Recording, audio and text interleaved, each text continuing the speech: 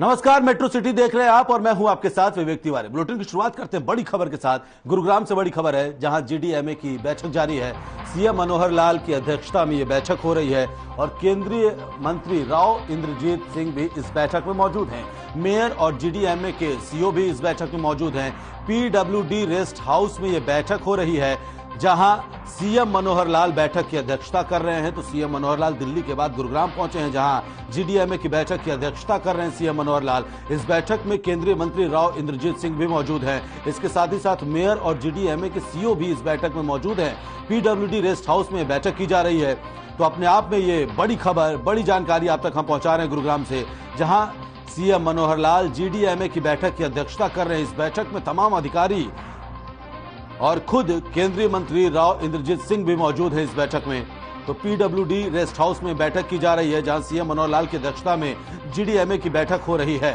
तो सीएम मनोहर लाल इस बैठक की अध्यक्षता कर रहे हैं। केंद्रीय मंत्री राव इंद्रजीत सिंह इस बैठक में मौजूद हैं। मेयर और जीडीएमए के सीईओ समेत कई अधिकारी भी बैठक में मौजूद हैं। तो पीडब्ल्यूडी आपको तस्वीरें दिखा रहे हैं हम बैठक की। सीएम मनोहर लाल बैठक की अध्यक्षता कर रहे हैं।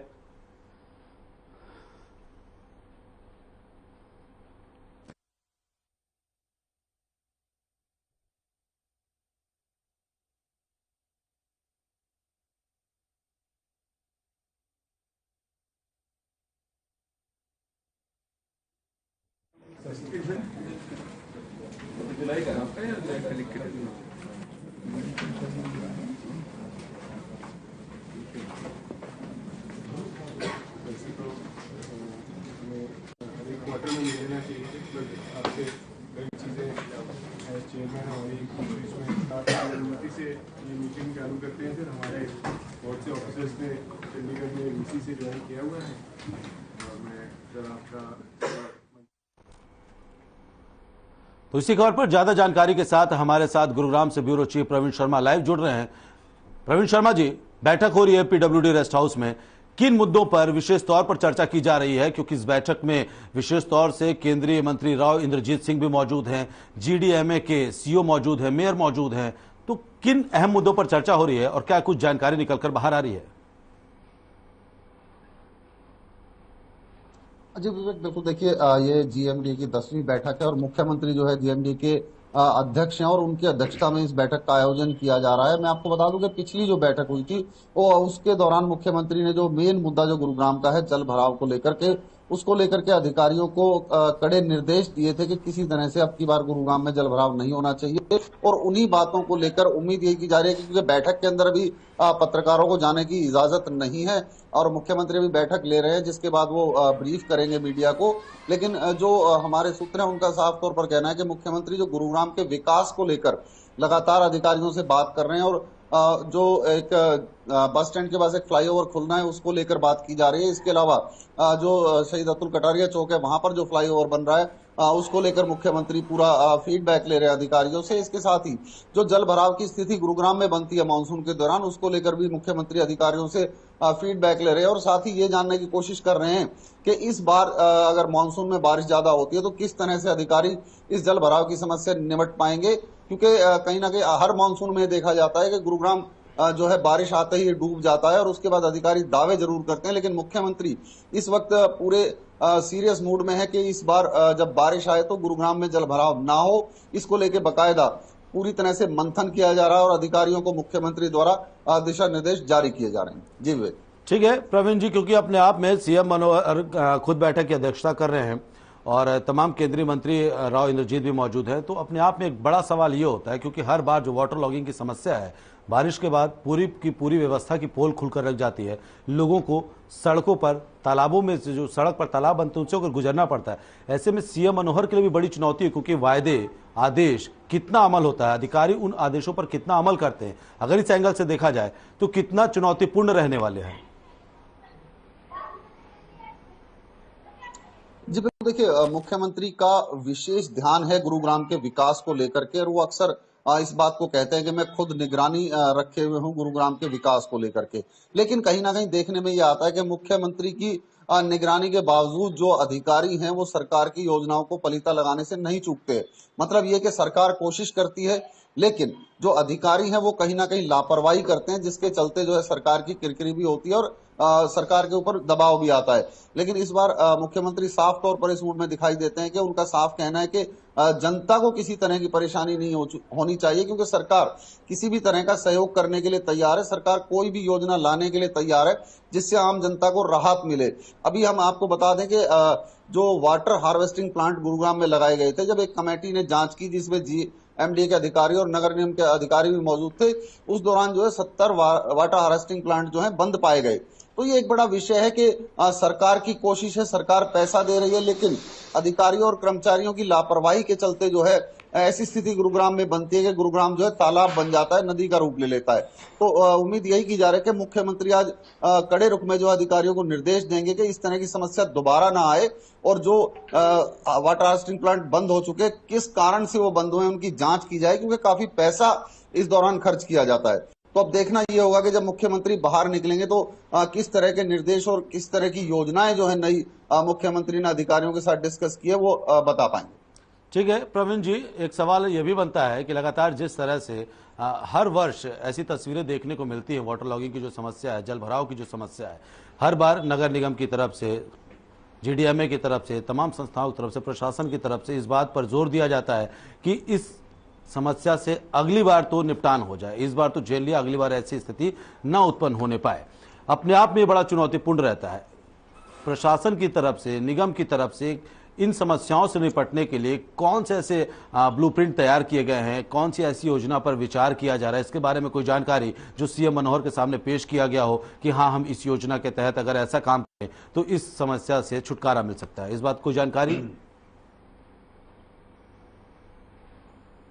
जी बिल्कुल, देखिए विवेक, जब भी मानसून आता है उससे पहले मानसून को लेकर, जल भराव को लेकर तैयारियां की जाती हैं। यानी जो ड्रेन है, जो नाले हैं, जो वाटर हार्वेस्टिंग प्लांट हैं, उनको तैयार किया जाता है, उनकी रिपेयरिंग की जाती है, बाकायदा उनकी सफाई की जाती है, ताकि जो शहर के अंदर का पानी है वो सुचारू रूप से बाहर जा सके, नदी में जा सके, नजफगढ़ ड्रेन में जा सके। लेकिन अक्सर देखने में यह आया कि अभी कुछ दिन पहले की बात है, जब गुरुग्राम के विधायक और गुरुग्राम के जिला उपायुक्त और GMDA के अधिकारी और निगम के अधिकारियों ने सभी नालों का निरीक्षण किया, लेकिन वहां पर खामियां पाई गई। उसके बाद फिर आदेश दिए गए कि इन खामियों को दूर किया जाए। आदेश दिए जाते हैं, निर्देश दिए जाते हैं, लेकिन जब बारिश आती है तो स्थिति जस की तस रहती है, और उसके ऊपर से बहाना जो अधिकारियों का ये होता है कि अनुमान से अधिक वर्षा हुई है। तो ये एक मतलब बड़ी विडंबना की बात है कि सरकार की कोशिश है कि गुरुग्राम को एक वर्ल्ड क्लास सिटी बनाया जाए, क्योंकि गुरुग्राम साइबर सिटी के नाम से जाना जाता है और पूरे वर्ल्ड में जो है गुरुग्राम की पहचान है, और उसी को लेकर CM लगातार कोशिश करते हैं कि गुरुग्राम का विकास जो है उसी तर्ज पे हो जिस तरह से वर्ल्ड क्लास सिटी होती है। लेकिन कहीं ना कहीं मैं ये कहूं कि जो अधिकारी हैं, जो कर्मचारी हैं, वो सरकार की और मुख्यमंत्री की योजनाओं को पलीता लगाने में कोई कसर नहीं छोड़ते। मानसून जब अब आने ही वाला है, 30 जून को मानसून आने की जो है मौसम विभाग ने घोषणा की हुई है। इससे पहले भी मैं बताऊं, जो प्री मानसून की बारिश हुई थी उस दौरान भी आपने देखा होगा कि गुरुग्राम में 1-2 घंटे की बारिश के दौरान ही पूरा जल भराव हो गया था। तो ये जो योजनाएं हैं कहीं ना कहीं अधिकारी कागजों में ही रखते हैं, दौरे दिखाते हैं, हिदायतें दी जाती हैं, निर्देश दिए जाते हैं, लेकिन बावजूद उसके ना तो नाले साफ हो पाते हैं, ना ड्रेन साफ हो पाती है, और उसके बाद जब बारिश आती है तो जनता को ही इसका खामियाजा भुगतना पड़ता है। उम्मीद यही की जा रही है कि इस बैठक में मुख्यमंत्री जो है इस बात पर कड़ा रुख ले सकते हैं। ठीक है प्रवीण जी, एक और अंतिम सवाल, क्या यह कहना गलत नहीं होगा कि कार्रवाई के नाम पर सिर्फ और सिर्फ खानापूर्ति की जाती है? जी बिल्कुल, देखिए नालों की सफाई के टेंडर दिए जाते हैं, उसके अलावा ड्रेन की सफाई के टेंडर दिए जाते हैं। मैं सिर्फ गुरुग्राम की बात नहीं कर रहा, जिस भी शहर की आप हरियाणा में उठा करके देखेंगे कि मानसून आने से पहले जो बाकायदा टेंडर जारी किए जाते हैं कि जो वहां के नाले हैं, जो ड्रेनेज है, जो बरसाती पानी को शहर से बाहर ले जाने का रास्ता है, उसकी सफाई की जाए। बावजूद उसके हर मानसून में विवेक हम ये देखते हैं कि शायद ही हरियाणा का कोई ऐसा शहर होगा जिसमें जल भराव ना होता हो। बाद में जो है बहाने और जो बयानबाजियां ये आती हैं कि मानसून ज्यादा आ गया, बारिश ज्यादा आ गई, जबकि अगर मैं बात करूं कि जो आज हमारा मौसम विभाग है वो उसकी जो भविष्यवाणियां वो कहीं ना कहीं बहुत सटीक बैठती हैं, और ये हर साल होता है। क्या हर साल मानसून बढ़ जाता है? क्या हर साल बारिश ज्यादा आती है? पिछले साल बारिश ज्यादा आई तो आपको उसके अनुसार तैयारी करनी चाहिए, लेकिन अधिकारी उसके अनुसार तैयारी ना करके पुराने ढर्रे पर चलते हैं और जो ठेके दिए जाते हैं वो ऊपर से सिर्फ एक फौरी तौर पर सफाई करके पूरी ड्रेन को ब्लॉक छोड़ दिया जाता है। हम कोशिश करेंगे कि आपको दिखाएं कि भाई किस तरह से ड्रेन जो है सफाई के बावजूद भी ब्लॉक रहती है। तो ये एक बड़ा कारण है कि सिर्फ एक लीपा पोती होती है, कागजों में सफाई कर दी जाती है और उसके बाद जब बरसात आती है, जब मानसून आता है तो खामियाजा जनता को ही भुगतना पड़ता है। जी विवेक। ठीक है प्रवीण जी, एक और अंतिम सवाल आपसे मैं ये जानना चाहूंगा, क्योंकि जो ब्लॉकिंग होती है, अगर सीवर ब्लॉक हो जाते हैं, किसी तरह की और कोई समस्या आती है, क्या इसमें जो खास तौर पे जो सफाई करने वाला जो हमारी पिलर है, जो सफाई व्यवस्था संभाल रहे हैं, उनका अहम योगदान नहीं रहता है? क्योंकि अगर नालों में, सीवरों में, ड्रेनों में अगर कचरे जाते हैं तो जाहिर तौर पर ब्लॉक तो होगा ही रास्ता, ऐसे में समस्या होगी ही होगी। और आम लोगों की कितनी भागीदारी होनी चाहिए इसमें? जी देखिए, जो वाटर लॉगिंग का विशेष कारण है वो है पॉलीथीन। पॉलीथीन जब नाले में, सीवर में या कहीं भी जाता है तो ब्लॉकेज पैदा करता है। उससे हमें बचना चाहिए। अगर हम बात करें आम जन की भागीदारी की इस बात को लेकर के, तो पॉलीथीन का प्रयोग हमें कम से कम करना चाहिए ताकि हमारे सीवरेज और हमारे जो ड्रेनेज है वो ना रुक पाए। दूसरी बात जो सफाई की है, हमारे कर्मचारी सफाई करते हैं, लेकिन जो नालों की सफाई का ठेका दिया जाता है एजेंसीज को, वो किस तरह से काम करते हैं इसकी जरूर जांच होनी चाहिए। क्योंकि जब पानी भरता है तो जो निगम के रेगुलर कर्मचारी हैं या पालिकाओं के रेगुलर कर्मचारी हैं, उनको सड़क पे उतरना पड़ता है और वो बारिश के दौरान ही ड्रेनेज को खोलने की कोशिश करते हैं, लेकिन तब तक बहुत देर हो चुकी होती है और शहर में जल भराव की चपेट में आ गया होता है। तो अगर जन भागीदारी की बात करें तो हम ऐसे प्लास्टिक की चीजों का प्रयोग बंद करना चाहिए, क्योंकि प्लास्टिक कहीं ना कहीं सबसे ज्यादा ब्लॉकेज का कारण है। चाहे सीवर की बात ले लें, चाहे हम ड्रेनेज की बात ले लें, तो हमें प्लास्टिक के प्रयोग से बचना चाहिए और कोशिश करनी चाहिए कि हम सीवर के अंदर प्लास्टिक को ना डालें, कूड़े में प्लास्टिक को ना डालें, ताकि हम इस वाटर लॉगिंग की समस्या से निजात पा सकें। ठीक है प्रवीण शर्मा जी, बहुत बहुत शुक्रिया तमाम जानकारी हम तक पहुंचाने के लिए, दर्शकों के साथ में साझा करने के लिए बहुत शुक्रिया आपका। बढ़ते आगे, गुरुग्राम में नगर निगम अधिकारियों पर करोड़ों की घोटाले का मामला सामने आया है। आरोप है कि स्वामित्व योजना के नाम पर निगम अधिकारियों ने लाखों की रिश्वत वसूलकर करोड़ों की घोटाले को अंजाम दिया है। दरअसल नगर निगम में 700 ऐसी निगम की दुकानें थीं जिनसे तहबाजारी के तहत किराया वसूला जा रहा था। बताया जा रहा है कि इन दुकानों की रजिस्ट्री के नाम पर किराएदारों से 15 लाख रुपए की रिश्वत ली गई, जिसमें से करीब 180 दुकानों की रजिस्ट्री करवाकर उन्हें मालिकाना हक दे दिया गया है। गंभीर आरोपों के चलते स्थानीय शहरी निकाय विभाग के मुख्य सचिव ने नगर निगम कमिश्नर को पत्र लिखकर जवाब भी मांगा है।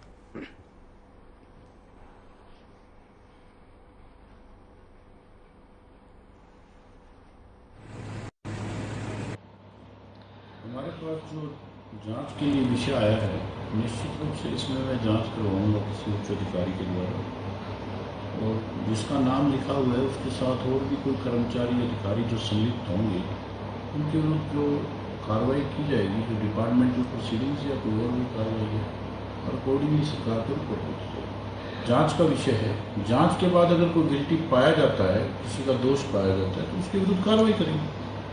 जांच की प्रक्रिया से पहले कुछ नहीं कहा जा सकता, जांच के बाद जो आएगा उसके विरुद्ध कार्रवाई।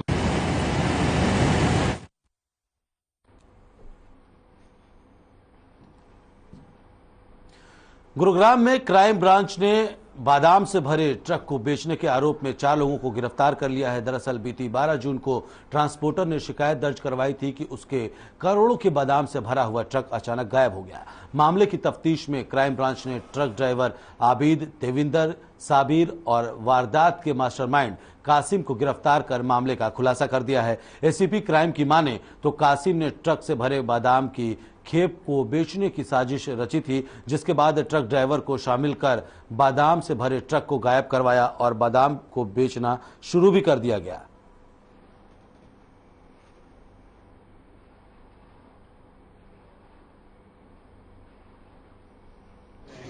ट्रांसपोर्ट कंपनी का बादाम के बोरे जो 899 बोरे बादाम के उसमें भरे हुए थे, उसको लेके और यहाँ के लिए आया और यहाँ अपने ऑफिस से, और उसको दिल्ली जाना था, तो वहाँ दिल्ली जाने की बजाय उसने अपना जो जीपीएस कनेक्शन था वो हटा दिया और अपने साथियों के साथ मिलके और उस बादाम के बोरों के समेत उस गाड़ी को गायब कर दिया, जिसके संबंध में ट्रांसपोर्टर की कंप्लेंट पे हमने केस रजिस्टर करके और इन्वेस्टिगेशन शुरू की गई। ड्यूरिंग इन्वेस्टिगेशन हमारी क्राइम टीम सेक्टर 39 के इंचार्ज इंस्पेक्टर समीर के नेतृत्व में टीम ने काम करते हुए इसमें शामिल 4 आरोपियों को गिरफ्तार करने में कामयाबी हासिल। खबर गुरुग्राम से, जहां पुलिस स्टेशन में दर्ज की गई फोन चोरी और फोन गुम होने की शिकायतों पर बड़ी कार्रवाई करते हुए पुलिस ने सभी मोबाइल फोन को ढूंढ निकाला है। बता दें आपको कि गुरुग्राम पुलिस टीम ने 210 मोबाइल फोन बरामद किए हैं, जिसके बाद 210 लोगों ने अपना गुम हुआ फोन पाया तो उनकी खुशी का ठिकाना नहीं रहा और साथ ही लोगों ने गुरुग्राम पुलिस की तारीफ करते हुए हार्दिक बधाई भी दी है पुलिस को और शुक्रिया अदा किया। वहीं डीसीपी ईस्ट वीरेंद्र विज ने कहा कि अगर किसी भी व्यक्ति को कोई लावारिस फोन मिलता है तो उसे नजदीकी थाने में जमा करवा दें, अपने पास रखकर कानून के विरुद्ध ना जाएं और कानूनी झंझट में ना पड़ें। तो ये तस्वीरें आप देखिए जिन लोगों को पुलिस ने फोन लौटाए हैं, 210 लोगों को फोन लौटाए गए हैं। अपने आप में बड़ी सफलता है पुलिस के लिए, क्योंकि जिस तरह से लगातार एक बार ये कहा जाता है कि फोन आपका गुम हो गया तो शायद नहीं मिल सकता, लेकिन गुरुग्राम में अगर आपका फोन गुम होगा तो गुरुग्राम की पुलिस आपके फोन को ढूंढ निकालेगी।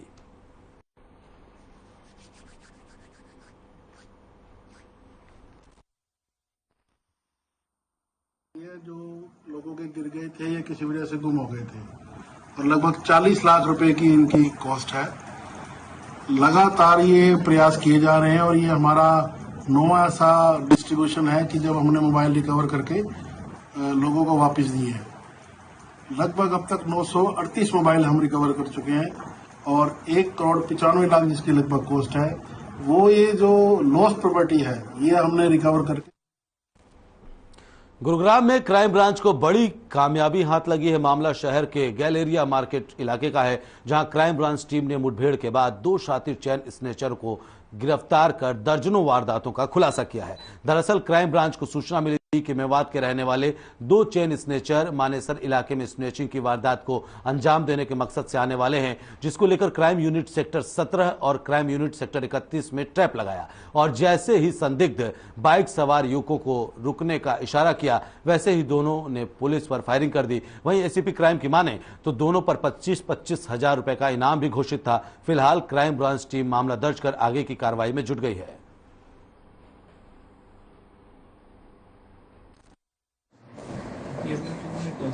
सत्रह 4/2022 को गलेरिया मार्केट के पास एक चैन स्नैचिंग की विटी चलने पे वहाँ पे हमारी पुलिस पार्टी पहुंची थी और सेक्टर 29 के जो एसएचओ के ड्राइवर थे उन्होंने बड़ी बहादुरी से काम करते हुए एक चैन स्नैचर को पकड़ने में कामयाबी हासिल की।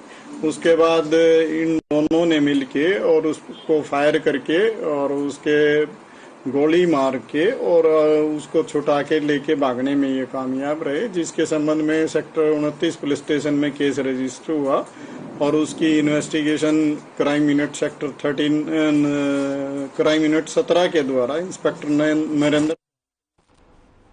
गुरुग्राम के मानेसर में जमीन अधिग्रहण का मुद्दा इतना गरमाया है कि सैकड़ों ग्रामीणों ने HSIDC ऑफिस पर ताला जड़ दिया। ग्रामीणों का कहना है कि प्रशासन पहले ही IMT, KMP, पावर हाउस और अनगिनत योजनाओं के लिए मानेसर और इसके आसपास की उपजाऊ जमीनों का अधिग्रहण कर चुकी है, लेकिन अब कासन गांव की 1810 एकड़ जमीन का अधिग्रहण किसी भी कीमत पर नहीं करने दिया जाएगा। तो वहीं ग्रामीणों ने मनोहर सरकार से भी गुहार लगाई है कि हमारी उपजाऊ जमीनों का अधिग्रहण ना करा जाए।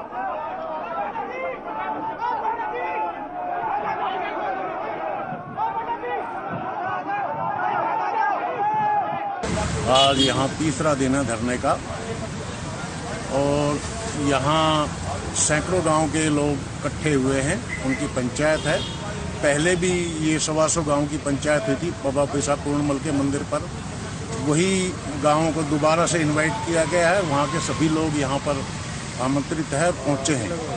अभी पंचायत चल रही है। पंचायत में आखिरी के अंदर जो भी निर्णय होगा सर्वसम्मति से वही सब लोग करेंगे संवैधानिक तरीके से करेंगे। ऐसा कोई काम पंचायत हमारी नहीं करेगी कि जो हम लोगों के खिलाफ जाए कानून तौर पे। और हम लोग चाहते हैं कि ये जमीन 1810 एकड़ छोड़ी जाए। सबसे पहले तो मैं सभी सरदारों को अपना नमस्कार करता हूँ और सरदारों को आह्वान करता हूँ कि कुठाराघात हमारे साथ कई दफा हो चुकी है। कम से कम 15-20 दफा इस एरिया को बर्बाद कर चुकी है हमारी सरकार। अब हमारे पास कोई लेने देने के लिए बहुत कुछ नाक के बराबर रह गया।